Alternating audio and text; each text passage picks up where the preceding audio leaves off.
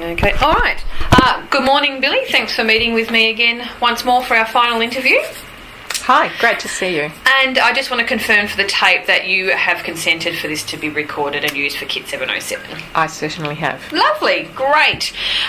So last time we spoke, we mentioned we might have a follow-up interview, which is now. So we'd just like to have, the first question is, what kind of changes or adjustments do you think needs to occur for TARDIS to be able to start getting their head around an information management strategy? We are, as I've mentioned previously, going through considerable change across the whole of the business, and IT is just one of those parts. And the same approach that I've taken for the other areas, I'll take for this, which is really just to increase my personal knowledge, reach out to others who have expertise in that area, and I have relied very heavily on our external providers. There are some changes afoot there due to their change in personnel, and I might be changing my strategy, might start to look a little bit more from mainland focus if there's some expertise there. But right here, right now, I'm still just considering my options, and it's very much a work in progress. But any input that anyone gives me, I'm very happy to listen. Excellent. So I guess this is where we come in. That would be fabulous, yes. Fantastic. I'm all ears. It's not my expertise, so I'm very curious to hear what people have to say. Okay, great. So we're in a period of change, so now's the time to see what we can do about that. That'd be excellent, yes.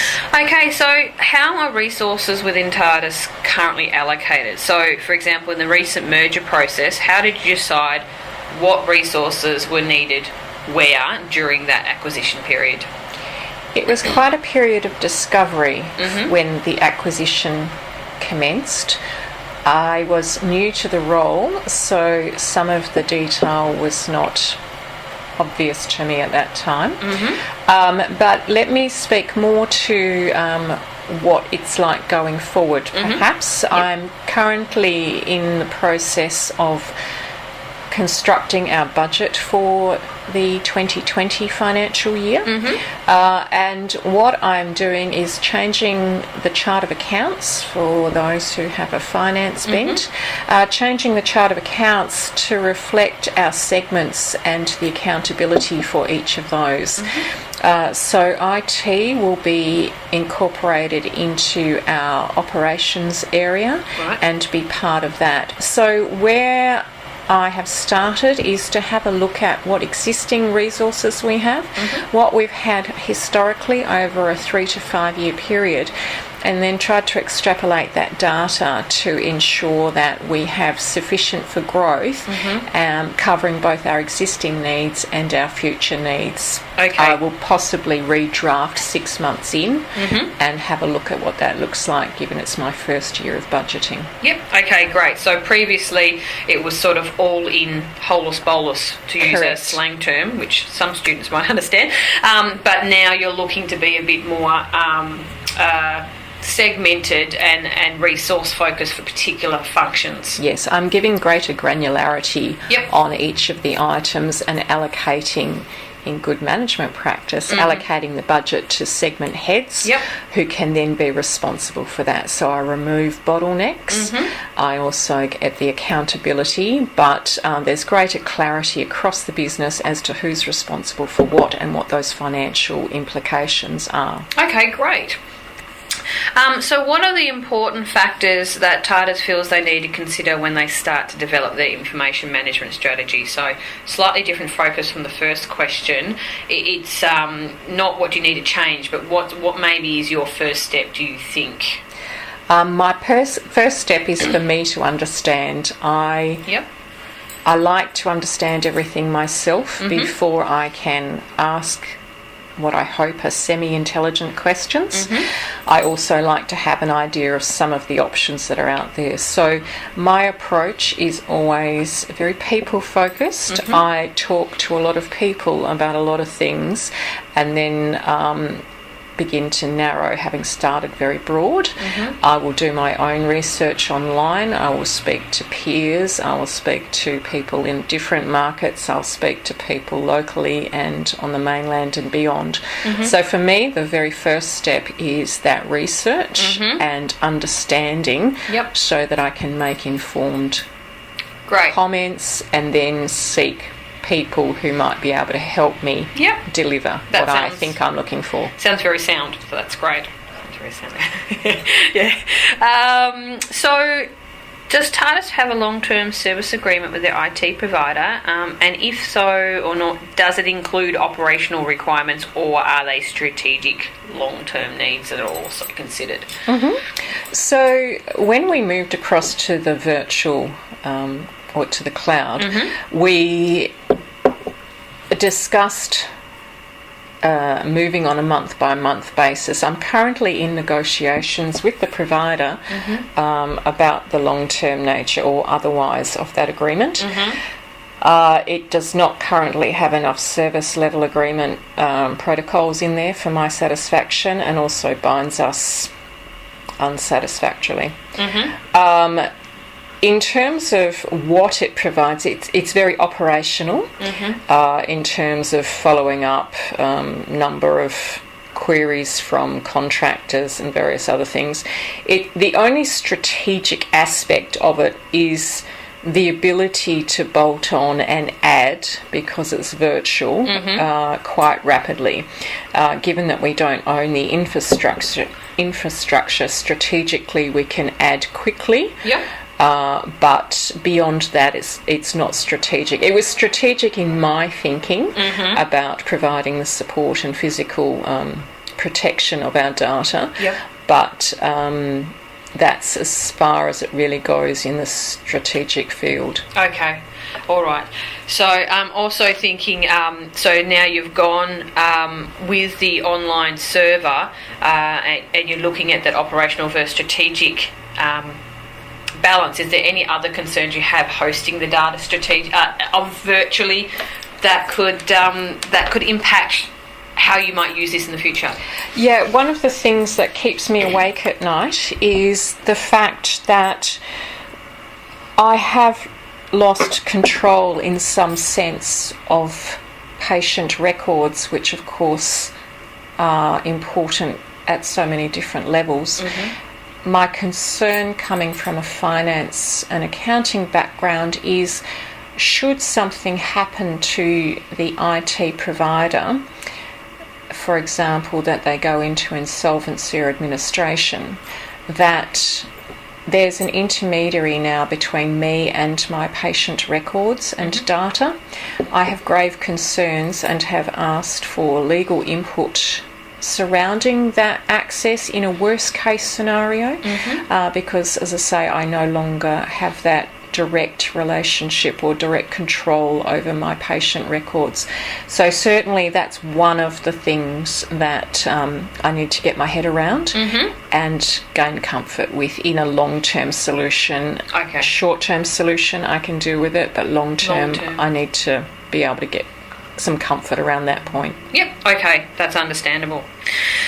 So does the TARDIS existing systems update information about the latest disease, symptoms, or other diseases automatically, and then also share these things, these items received by your clinic with other institutions to help for peer-to-peer knowledge?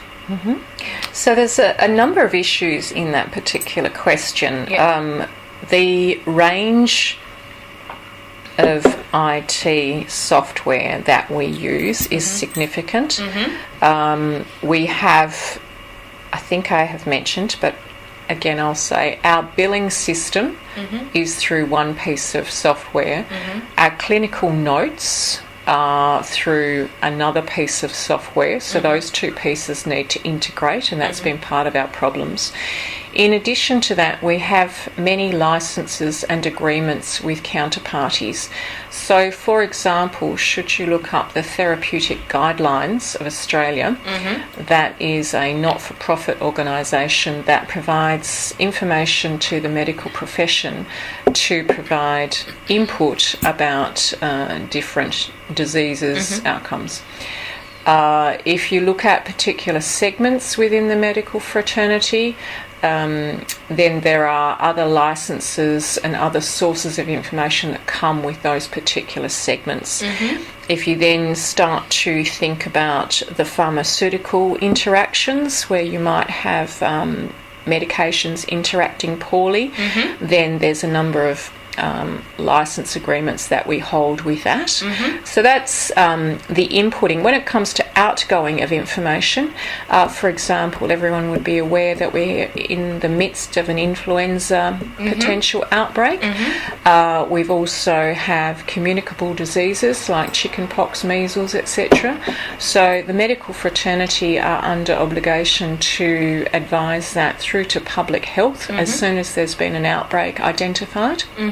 So that sort of information is coming and going constantly between medical providers and government departments of various sources. So there's significant data being exchanged through multiple forums. Yep. Okay. Yep. So with you mentioned previously that, like, for example, when your practice sends patient data to another practice in the form of a referral, that's got to go through fax due to regulations.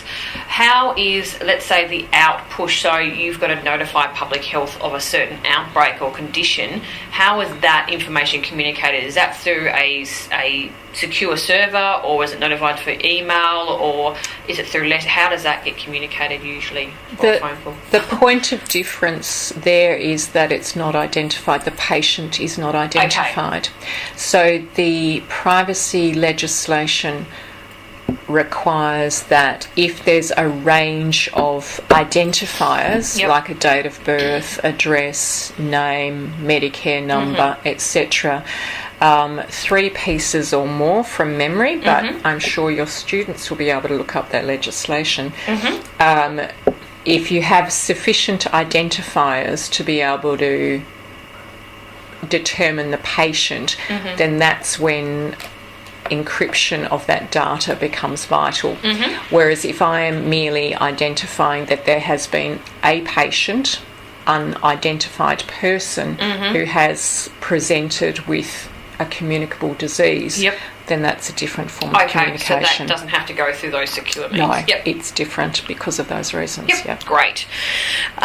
So to give an idea for benchmarking, are you able to give an indication of how much TARDIS spends on IT across categories such as support, special projects, like the migration, on the outsourced virtual servers, as a percentage of either growth, revenue or profit? Sure.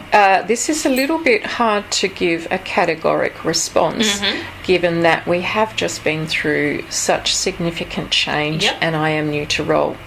That said, I understand that to buy a new server was going to cost me in the vicinity of $80,000. That would have, for an in-house server, which would then last me ballpark 6-7 years and be at the end of its useful life. So special projects, what we've just been through, I would call as a special project with an acquisition of the size we had, and some of the step-up requirements that we had, perhaps due to pent-up demand as well. So to give you an estimate, I would say our ongoing contract with our IT providers, just for business as usual type IT, is about 1.5% of our gross revenue. In our existing financial year 2019, given the one-offs and unusual scenario, we're more in that 2.3 to 2.5% of revenue. Currently doing the 2020 budget. It's hard to estimate because we're still partway through this project. I need to have physical service still excluded from the current scenario that we're in. So as a guide, I would say to the students, base 1.5 up to about 2.5 for one-offs and unusual events as a percentage of our gross revenue. Okay, great. Thanks, Billy. Final question. So, given that the situation where TARDIS has to deal with confidential, time-critical and patient data to comply with government policies during the acquisition process as well as in your business as usual. And this data sometimes needs to be instantly accessible. Have you considered incorporating any risk and change management strategies for when you might not be able to do this? We do have, so all medical providers are accredited by the government every 3 years. And one of the requirements that we need to satisfy is if there's a power failure, for example, which would mean that we couldn't instantly access our data, and we have an emergency kit ready, and it's old-fashioned. It's paper scripts, it's note papers, it's batteries. So we wouldn't be able to access the patient data. We would then just rely on the patient's presentation. In that instance, we are looking at solar in terms of our backup supply when it comes to electricity. And of course that was one of the reasons that I went to the cloud, was to try and have some risk mitigation on those issues. But again, the students have identified a great area of work for me, which is about reviewing our risk strategy and framework. So unfortunately, I would have to say that this is also a work in progress. As we grow as a company, we need to ensure that our risk, we identify our risks, our near misses, as well as our genuine risks, and then have protocols or procedures around dealing with those, and ensure that we have a process of continual improvement such that we reduce those risks and the impact on our business, and most importantly on our patients. Okay, that makes sense. A lot of work ahead. Correct. So on behalf of 707, I'd just like to say thank you, Billy, for taking the time to do these interviews with us over the last 4 time points, and I'm sure we both look forward to see what the students have in store for you. Absolutely, it's my pleasure. I hope that it's an interesting project for your students to work on. It certainly is. Thanks, Billy. Great, thank you.